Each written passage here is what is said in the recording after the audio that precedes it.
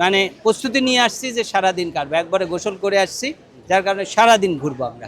পয়লা বৈশাখ হচ্ছে বাঙালির উৎসব, বাংলা ভাষাভাষীদের কাছে, এবং বাঙালিত্ব যদি আমরা মিন করি, এখানে ধর্ম বর্ণ সব মানুষের কাছে, বাঙালির কাছে এই পয়লা বৈশাখ একটা গুরুত্বপূর্ণ বিষয়।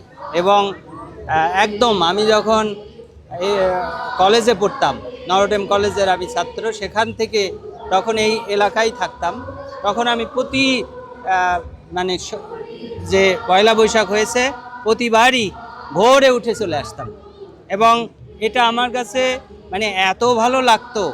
এবং এখনও যখন আমি ঢাকাতে থাকি তখন আমি এখন আসছি মিরপুর থেকে, আমরা সবাই মিলে আসছি, যে আমার ফ্যামিলি আসছে, আমার বোনরা আসছে, সবাই মিলে এটা আমরা উপভোগ করি।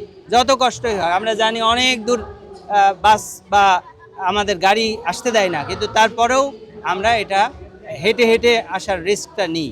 তা আগে পান্তা ইলিশ এগুলো চলতো, বাট এখন তো কিছু রেস্ট্রিকশন হয়েছে, ওই মেলাগুলো হয় না।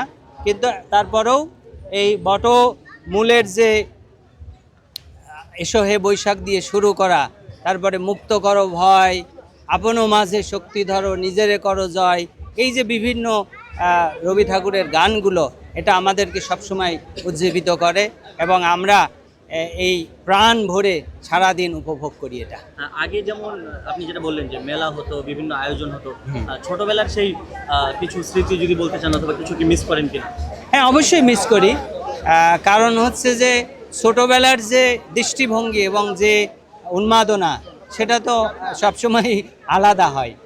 এবং মানুষের আগে একটা বিভিন্ন মেলার ভিতরে যে রাইডগুলো থাকতো, এগুলোও থাকতো, খাওয়া দাওয়ার একটা পর্ব থাকতো, যদিও সেখানে বিশৃঙ্খলার বিষয়টাও থাকতো, কারণ ওখানে মানুষ খেয়ে দিয়ে যে পরিষ্কার পরিচ্ছন্ন আবর্জনা এগুলো থাকতো বেশি। কিন্তু এখন অনেক ডিসিপ্লিন হয়েছে, এটা সবাই নিরাপদে আছে আমি মনে করি এখন।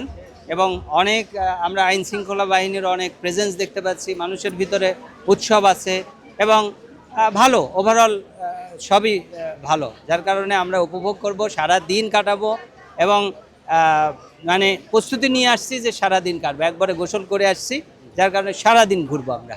আপনাকে নববর্ষের শুভেচ্ছা। শুভেচ্ছা, আপনাদের শুভেচ্ছা। Thank you.